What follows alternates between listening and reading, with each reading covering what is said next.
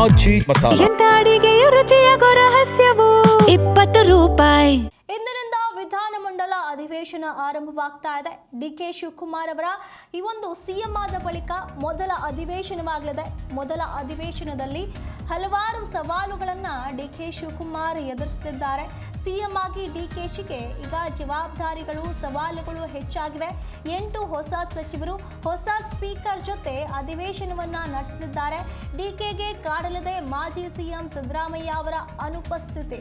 ಇಂದಿನ ಕಲಾಪದಲ್ಲಿ ಮಾಜಿ ಸಚಿವ ಡಿ ಸುಧಾಕರ್, ಎಸ್ ಜಾನಕಿ ಸೇರಿದಂತೆ 17 ಗಣ್ಯರಿಗೆ ಸಂತಾಪ ಸೂಚನೆಯನ್ನ ಮಾಡಲಾಗುತ್ತೆ. ಇಂದಿನಿಂದ ವಿಧಾನಮಂಡಲ ಅಧಿವೇಶನ ಆರಂಭವಾಗ್ತಾ ಇರುವಂತದ್ದು. ಡಿಕೆ ಶಿವಕುಮಾರ್ ಅವರು ಸಿಎಂ ಆದ ಬಳಿಕ ಇದು ಮೊದಲ ಅಧಿವೇಶನ. ಅವರಿಗೆ ಅಗ್ನಿ ಪರೀಕ್ಷೆ ಅಂತಲೇ ಹೇಳಬಹುದು. ಈಗಾಗಲೇ ವಿಪಕ್ಷಗಳು ಎಲ್ಲಾ ತಯಾರಿಗಳನ್ನ ನಡೆಸಿಕೊಂಡಿವೆ. ಏನು ಸರ್ಕಾರವನ್ನ ಯಾವ ರೀತಿಯಾಗಿ ಕಟ್ಟಿ ಹಾಕಬೇಕು, ಯಾವೆಲ್ಲ ಪ್ರಶ್ನೆಯನ್ನ ಮಾಡಬೇಕು ಅಂತ ಹೇಳಿ. ಹಾಗಾಗಿ ಇದೊಂದು ದೊಡ್ಡ ಚಾಲೆಂಜ್ ಆಗಲಿದೆ. ಸರ್ಕಾರದ ವಿರುದ್ಧ ವಿಪಕ್ಷಗಳು ಸಮರವನ್ನ ಸಾರುವುದಕ್ಕೆ ಭರ್ಜರಿಯಾಗಿ ಸಿದ್ಧತೆಗಳನ್ನ ನಡೆಸಿಕೊಂಡಿವೆ. ಇದಕ್ಕೆ ಕೌಂಟರ್ ಕೊಡೋದಕ್ಕೆ ಕಾಂಗ್ರೆಸ್ ಕೂಡ ಭಾರಿ ರಣತಂತ್ರವನ್ನ ಹೆಣೆದಿದೆ.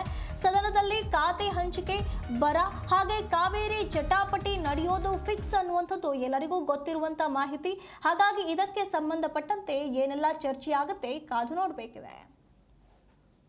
ಈ ಬಗ್ಗೆ ಹೆಚ್ಚಿನ ಮಾಹಿತಿಯನ್ನು ನಮ್ಮ ಪ್ರತಿನಿಧಿ ರಾಚಪ್ಪ ಸುತ್ತೂರು ನೀಡ್ತಾ ಹೋಗ್ತಾರೆ. ರಾಚಪ್ಪ, ಇಂದಿನಿಂದ ವಿಧಾನಮಂಡಲ ಅಧಿವೇಶನ ಆರಂಭವಾಗ್ತಾ ಇದೆ. ಡಿಕೆ ಶಿವಕುಮಾರ್ ಅವರಿಗೆ ಹಲವು ಸವಾಲುಗಳಿವೆ ಎದುರಿಸೋದಕ್ಕೆ. ಇನ್ನೊಂದು ಕಡೆ ವಿಪಕ್ಷಗಳು ಭರ್ಜರಿ ಸಿದ್ಧತೆಗಳನ್ನ ಮಾಡಿಕೊಳ್ತಾ ಇವೆ. ಹಾಗಾದ್ರೆ ಇಂದಿನ ಸದನದಲ್ಲಿ ಏನೆಲ್ಲ ಚರ್ಚೆ ಆಗಬಹುದು? ವಿಪಕ್ಷಗಳು ಮತ್ತೆ ಕಾಂಗ್ರೆಸ್ ಯಾವ ರೀತಿಯಾದಂತಹ ತಯಾರಿಗಳೊಂದಿಗೆ ಬರಬಹುದು? ಇದು ವಿಧಾನಮಂಡಲದ ಉಭಯ ಸದನ ಕಲಾಪ ಇವತ್ತು ಆರಂಭವಾಗುತ್ತೆ 11 ಗಂಟೆಗೆ. ಈ ಒಂದು 11 ಗಂಟೆಗೆ ಆರಂಭವಾದ ಕಲಾಪದಲ್ಲಿ ಪ್ರಮುಖವಾಗಿ ಇವತ್ತು ಸಂತಾಪ ಸೂಚನೆ ಕಾರ್ಯಕ್ರಮ ಇಟ್ಕೊಳ್ಳಲಾಗಿದೆ. ನೂತನ ಮುಖ್ಯಮಂತ್ರಿಗಳು ಡಿಕೆ ಶಿವಕುಮಾರ್ ನೂತನ ಮುಖ್ಯಮಂತ್ರಿಗಳಾಗಿದ್ದಾರೆ ಮತ್ತು ನೂತನ ಸಚಿವ ಸಂಪುಟ ರಚನೆ ಆಗಿದೆ. ಹೀಗಾಗಿ ಈ ಒಂದು ವಿಧಾನಸಭೆ ಕಲಾಪ ಡಿಕೆ ಶಿವಕುಮಾರ್ಗೆ ಮಹತ್ವದಾಗಿದೆ ಮತ್ತು ಹಲವಾರು ಸಚಿವರಿಗೆ ಸುಮಾರು 8 ಜನ ನೂತನ ಸಚಿವರು ಮತ್ತು ಉಳಿದಂತಹ ಸುಮಾರು ಇನ್ನು 22 ಜನ ಸಚಿವರು, 29 ಜನ ಸಚಿವರು ಹಳೆ ಸಚಿವರಾಗಿದ್ದಾರೆ. ಹೀಗಾಗಿ ಬಹುತೇಕ ಸಚಿವ ಸಂಪುಟ ಸಭೆನೂ ನಡೆದಿದೆ. ಹೀಗಾಗಿ ಇಂದಿನ ಸಭೆ ಡಿಕೆ ಶಿವಕುಮಾರ್ ಅವರಿಗೆ ಚೊಚ್ಚಲ ಅಧಿವೇಶನ ಆಗುತ್ತೆ ಮುಖ್ಯಮಂತ್ರಿಯಾಗಿ. ಇನ್ನು ಎರಡನೇ ವಿಷಯ ಅಂತಂದ್ರೆ ಇಂದು ವಿಧಾನಮಂಡಲದ ಉಭಯ ಸದನ ಕಲಾಪ ಆರಂಭವಾದ ಸಂದರ್ಭದಲ್ಲಿ ಕೇವಲ ಸಂತಾಪ ಸೂಚನೆ ಮಾಡಿ ಇಂದು ಕಲಾಪವನ್ನ ಮುಂದೂಡಿಕೆ ಮಾಡಲಾಗುತ್ತೆ.